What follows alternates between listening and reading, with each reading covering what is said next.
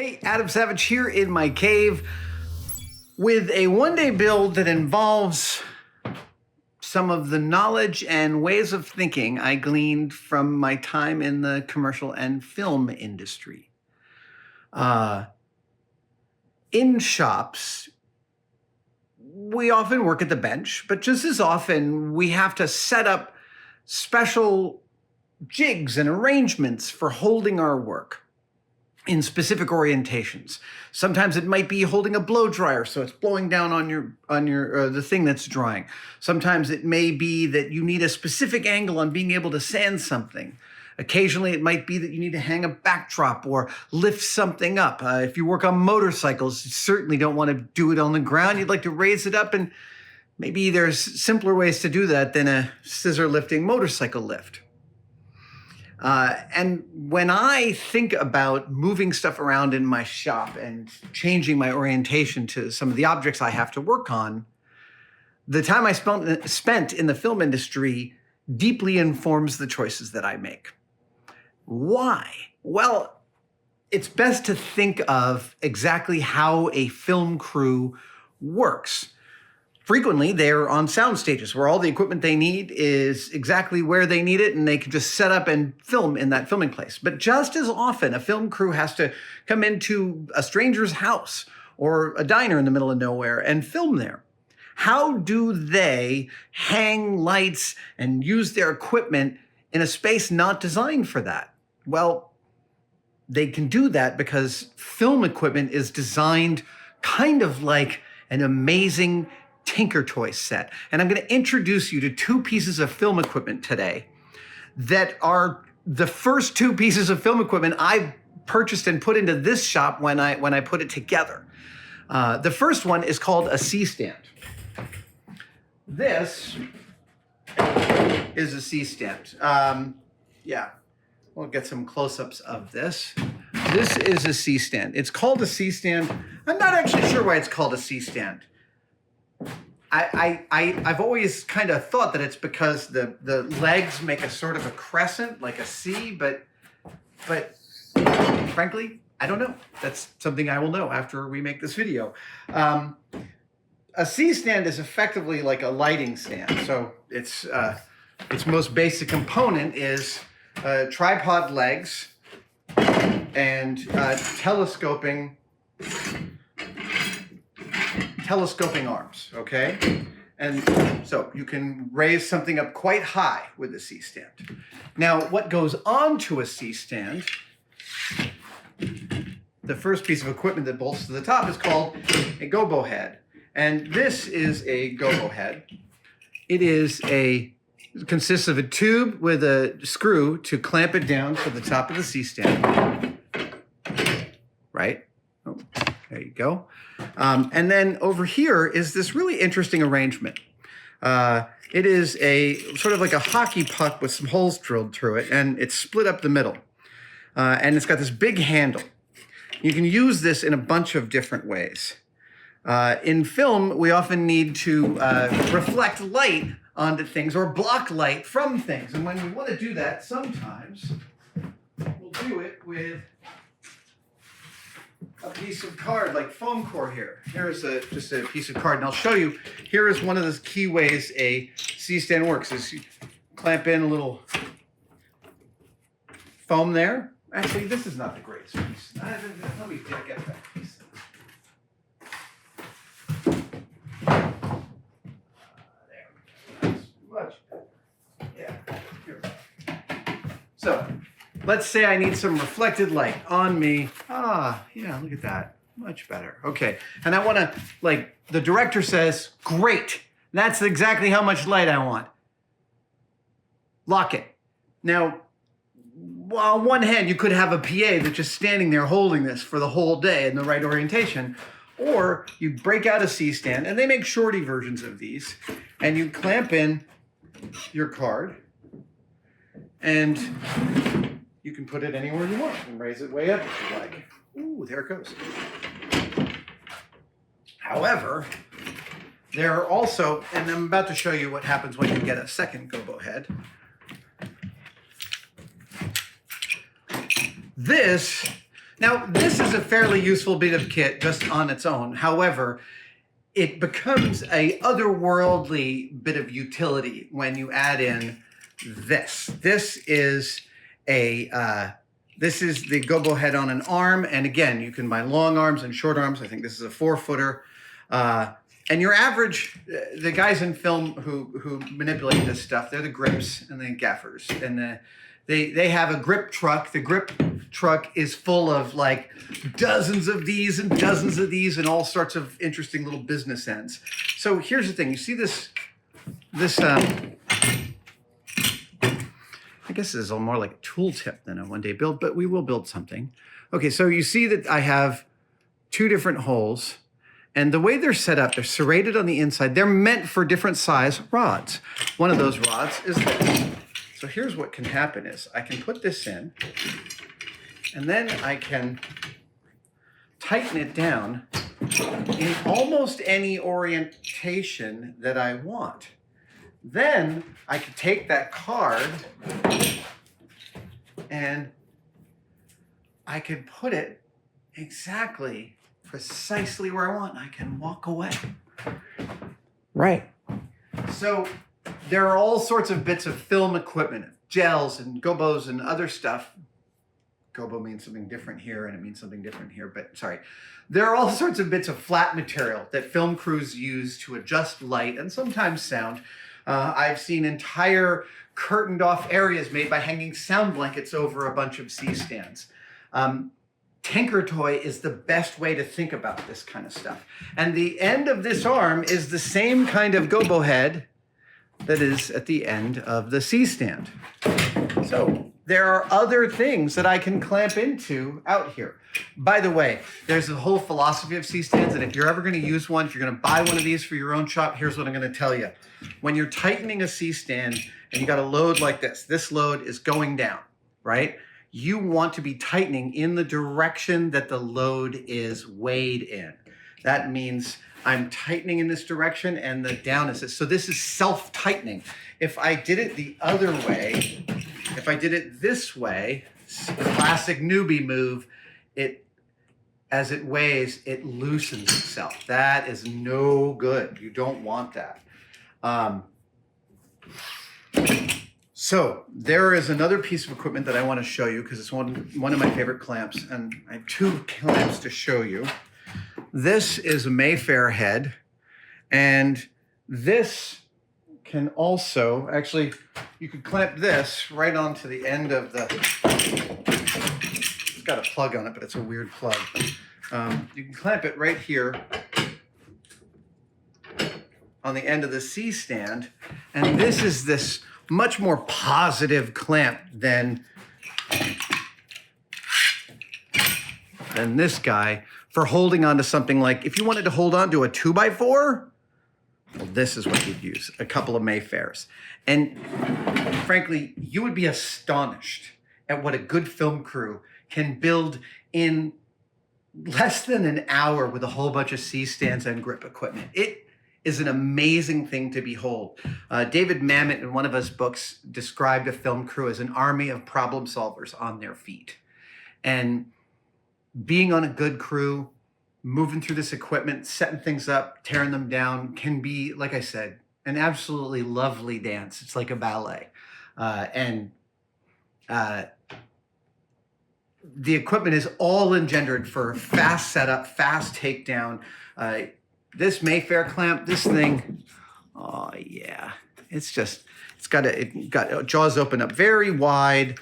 It's got a very positive grab. I love this kind of clamp.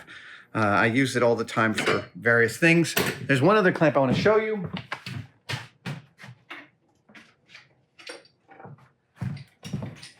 And I only have this little baby version of this clamp to show you. This is a Cardellini clamp. I love this thing. This is invented by our very own Steve Cardellini, who is a local film union member. I've worked with Steve over the years.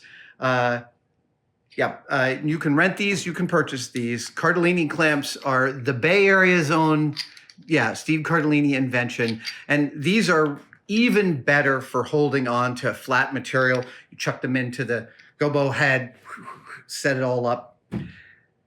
And this is how I think after, when I'm setting up a special effects rig, rather than like build some whole custom stand arrangement to hold the rig out, I'll just go over to the rental department and pick up a few C-stands and use those for setting up my rig. That might be how I direct smoke to a specific location. It might be how I set up a confetti bomb at the perfect place in camera. It might be how I put a trough full of something flammable to get that kind of shimmery air effect because I want it to look like it's super hot. A film department is a tinker toy maker's dream, and a C-stand is one of the most important centerpieces. One of the other important centerpieces. Okay, so let's wrap up the C-stand. I'm revealing some real secrets here because this stuff doesn't make it out of film. Of course it does. Nobody's hoarding this information. I'm just kidding. But I know that there are a lot of film folks out there like, yeah, that is some good stuff. You're absolutely right, because it is. You could do worse than if your city or town has a film rental house in it. We've got JCX here in San Francisco. Go and peruse what they've got. If you work on a film crew, take a look around and see some of the equipment because it's purchasable and it's not crazy expensive. It's not like film camera expensive by any means. Okay, the other and perhaps more mundane, but even way more useful to me is the humble Apple box. What's an Apple box? Okay, say you're working on a car commercial and you got your Jeep Cherokee all set up and beautiful in the frame, but the director of photography needs that vehicle to be 8 inches taller, 8 inches further off the ground. What are you gonna do? On a film crew, the answer is totally easy. You're gonna go get 4 Apple boxes and you're gonna use a forklift to raise the car onto 4 Apple boxes. This is the 8-inch dimension. This is 11 3/4 and, 8, 11 3/4, 20. Those are the 3 dimensions of an Apple box. And we're gonna build one today because everybody should have a couple of Apple boxes in their shop. These are sometimes trash gets in them. It happens. These are super important. I will tell you, film crews have built amazing structures using C-stands and Apple boxes. Lashed together with grip chain or plumber's tape, they can create impressively powerful structures. At these, you can literally sit a car for these. You won't have much difficulty with that. I mean, it can't be, like a 20,000-pound car. They make great interim chairs. There are, in fact, cushions for Apple boxes that you can purchase. And if you don't need a full Apple, well, you can purchase yourself a half Apple. Apple boxes are, I'm assuming that they started out in the silent era as Apple crates. I have never been told the reason. I've never been told the reason they're called Apple boxes, but that's just like my summation. I surmise that. They always have handles in the sides, sometimes one in the middle, sometimes two handles. And they're not that expensive. You can actually buy kits of these on eBay. You can buy regular Apple boxes. They're probably about $25 to $40 a piece. I know that sounds kind of crazy as an expense, but you can also build your own. And that right there is today's one-day build. I'm just gonna whip together an Apple box. Here we go. Before I get started, there's one other piece of film equipment that I use all the time here in the cave that I would be remiss if I didn't mention, and it's one of these. This is a C-47. The mythology of why this is called a C-47 is deep and decades long. We had an answer for why these were called C-47s when I worked in film in New York in the 80s. I heard different answers out here in San Francisco. I've heard other answers in LA. They have a regular name, but I can't remember what it is. C-47. Get to know it. They're great for holding little bits of foil on stuff. They're great for holding things while you paint them, clamping. I've used them in sewing. I've used them in welding. Yeah, these little wooden clips. Again, they're called C-47s, and they have another name. I can't remember what it is. Hey! That's not fun.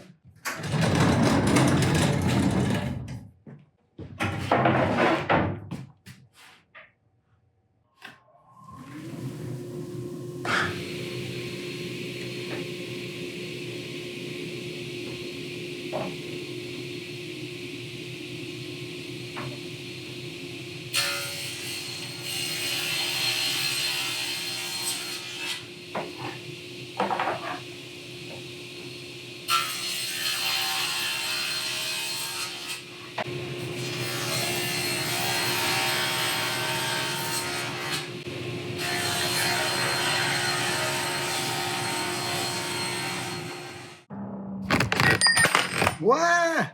Stop that. I have my pieces of wood. I have 1, 2. Those are the top and bottom. 3, 4. Those are the sides. I have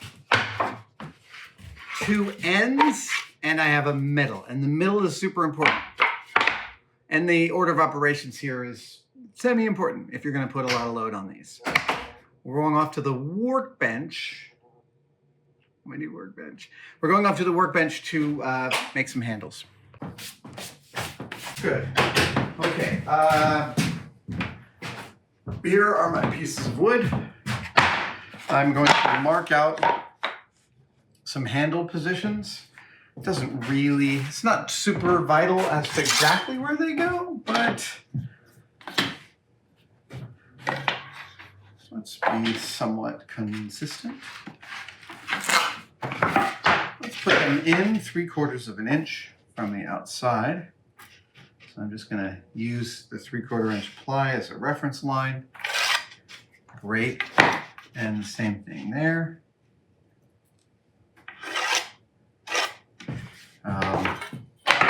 Let's go in from the outside edges. Oh, that. Yeah, great.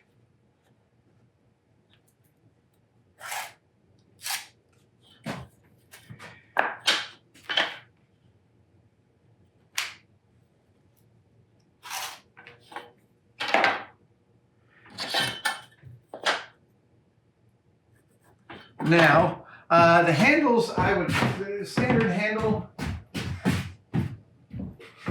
let's see.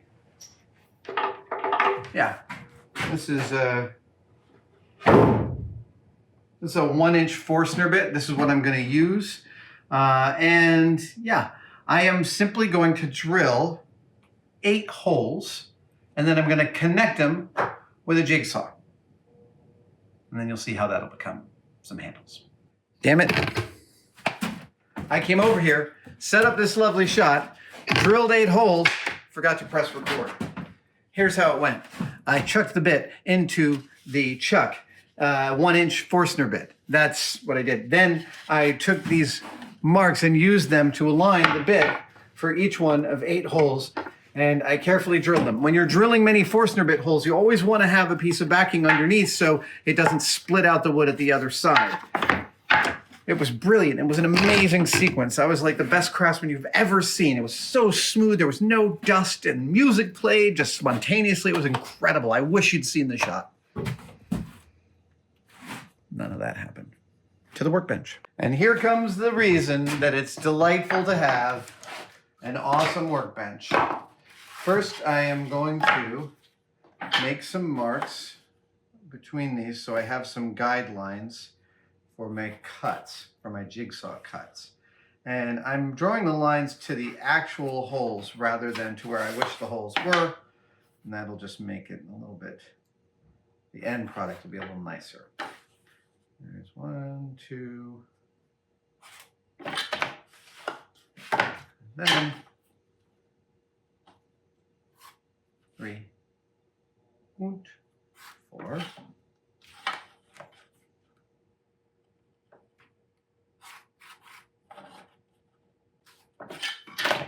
Okay.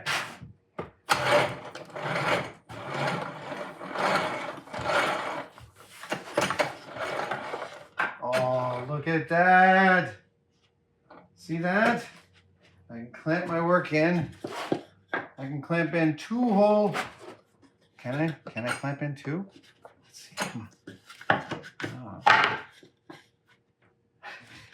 I'm getting greedy. This is so like.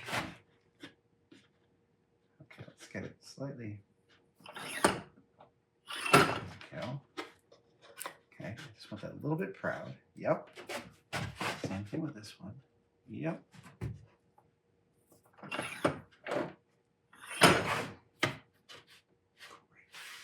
Good. Ah. Here we go.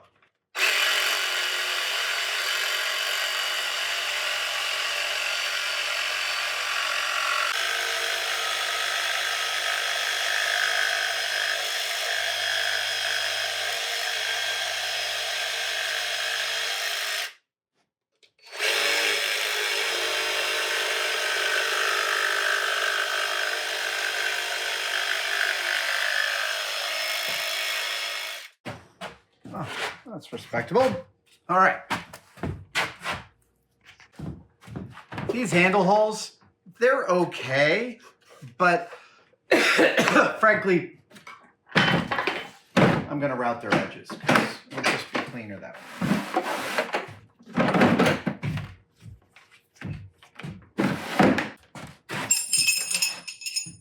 I tell you, one thing I love about this Milwaukee router is both wrenches are the same size. How hard was that, everybody else who ever made a router with two different wrenches? Grr.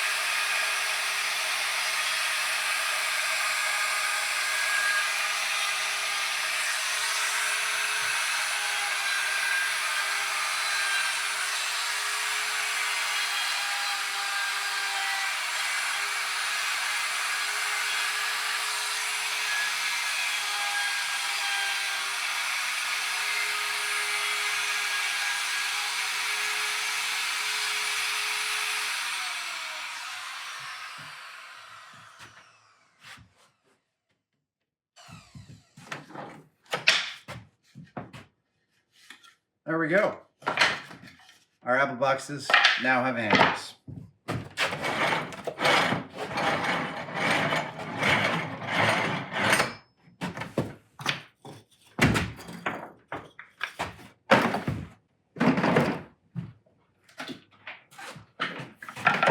I gotta say, I've never loved routers as a tool. They scare the heck out of me. And also, there's always setup. But, and I did a tooltip on this. This Milwaukee router, it's so easy to use. It's brought me back into the router game.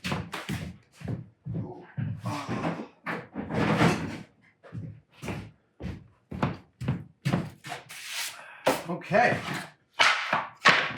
We're ready for some assembly. Let's get a high view upon this.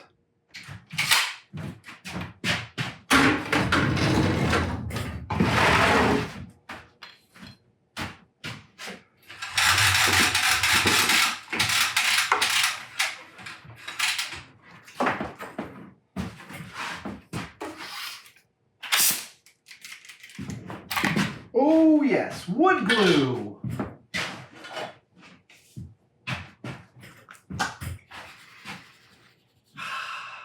Such good stuff. Tight Bond is what I'm using. Right. I am going to soften the edges of these like I do on all my builds on my finisher. Oh, you can follow along right here. Look at that. Look at that.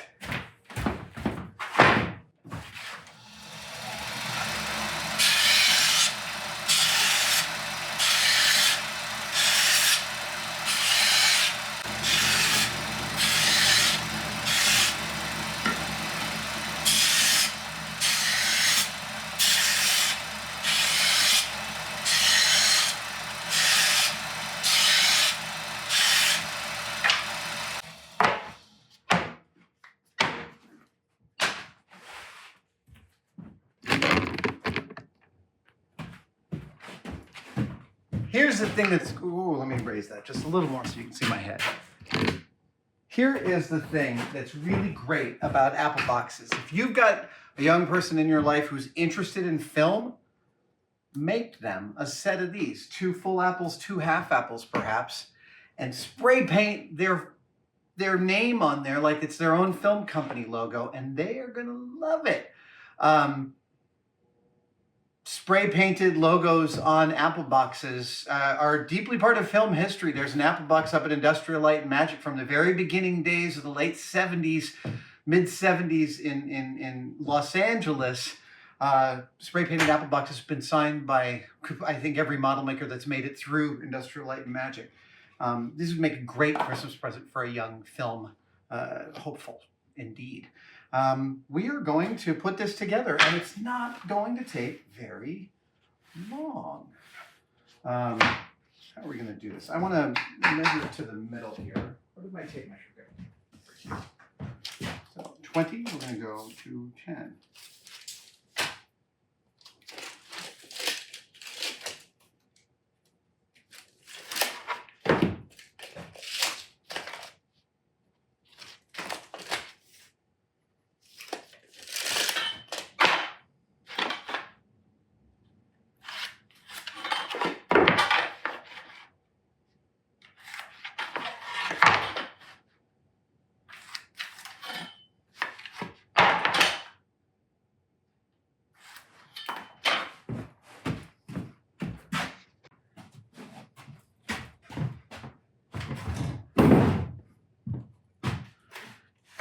Yeah, if your nephew Kenny is like interested in making films, make him some Apple boxes and spray paint on them Kenny's Film Company.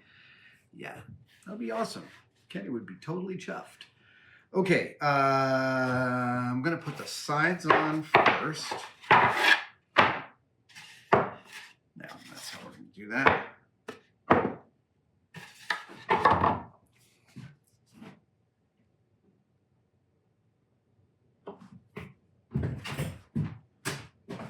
Acid brush.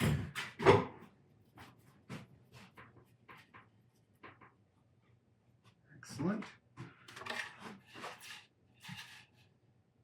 I am using 3/4 inch ACX ply here.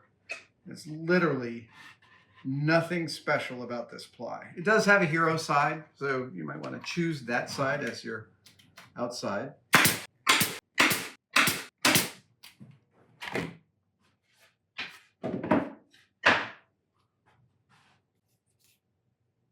Just to make sure that I don't screw up the spacing, throw my middle spacer there in the middle.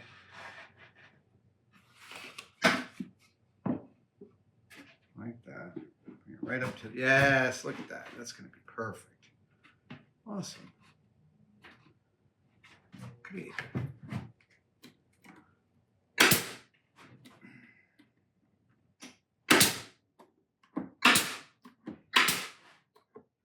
Forget with 3/4 ply, you can line the staple up with a grain. You don't get these dumb blowouts that I got here. So, throw in a whole bunch of glue.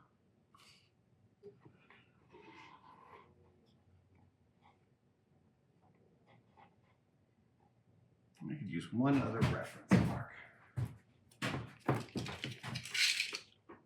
Yeah, that's on the 10.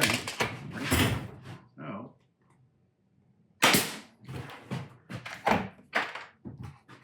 and this as well. Yes, perfect. Yeah, this might not be the best thing to point the staple gun at yourself, but hey. Okay.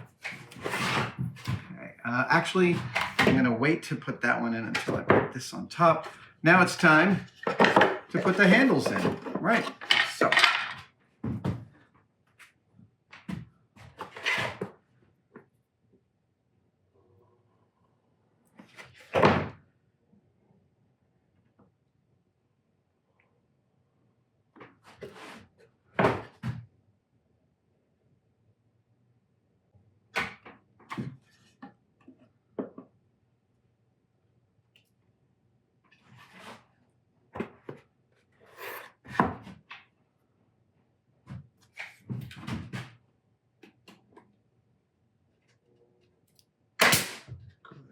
Ooh, that's nice.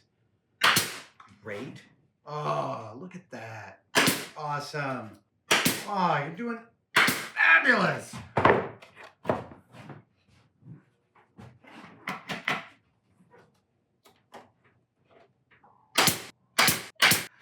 Okay.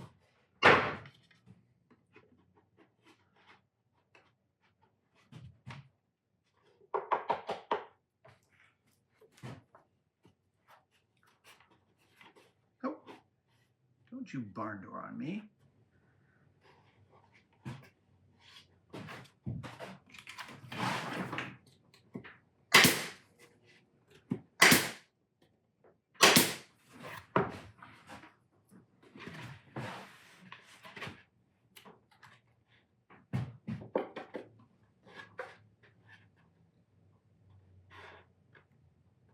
Again, always maintaining my finger away from the direct line of the path that the staple is going to take, because that staple will find your flesh and damage it. That's what it's there to do.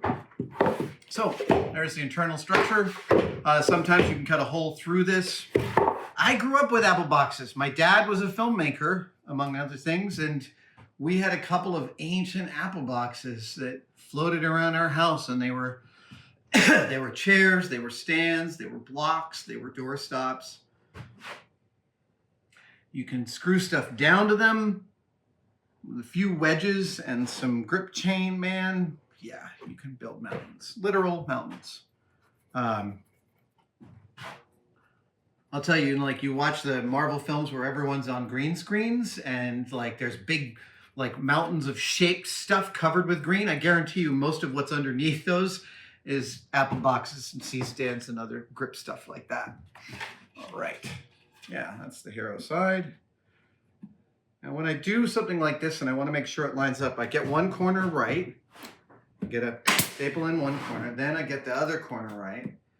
And if there's any racking that I need to do, in this case, oh, just the tiniest bit. And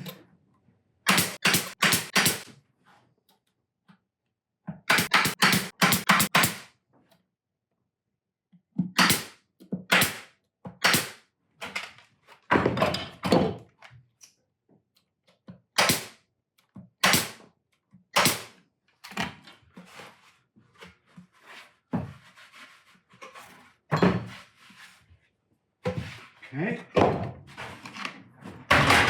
Orbital sander.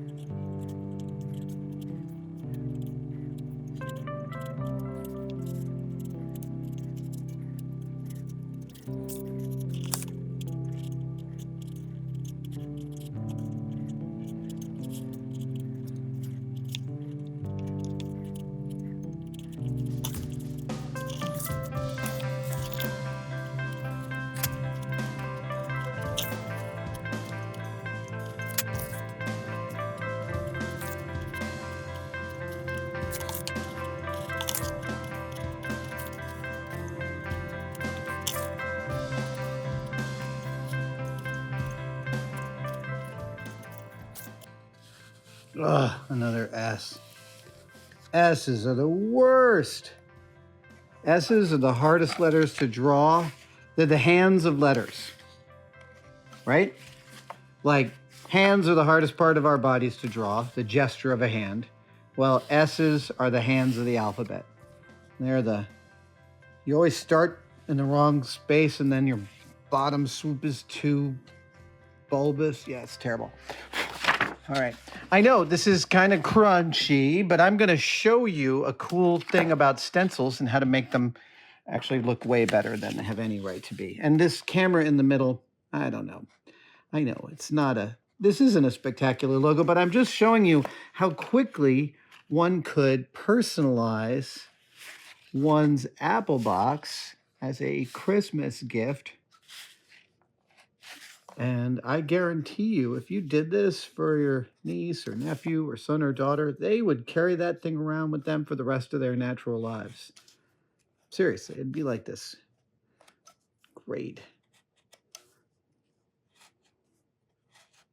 It's like these are the kinds of things that we hold on to from our families. Look, you don't have to give this as a Christmas present to a young filmmaker, but the moment I thought about it, I was like, that's what this one-day build should be. But, you could just make them for your own shop too. Hey. Now, we have a logo, and we're gonna apply that logo to this surface. There we go.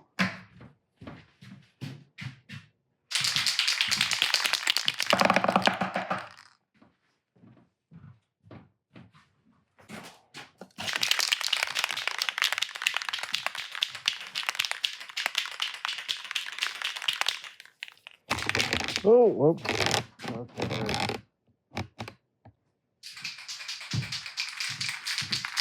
All right. Here we go.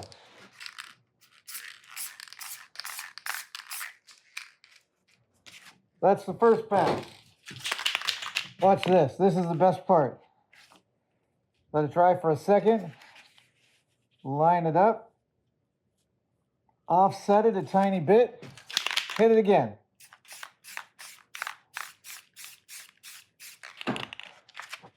Look at that. Yeah. See that? Like I knew what I was doing.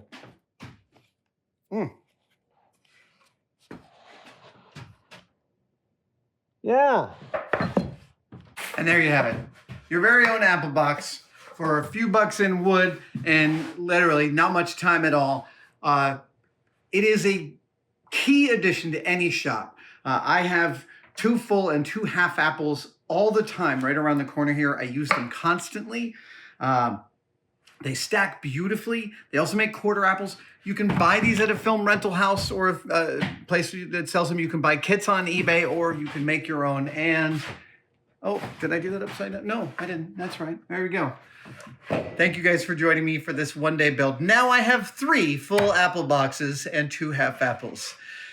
I will see you guys next time. I think that was a good one. Okay. I'm gonna clean up and go cook some dinner.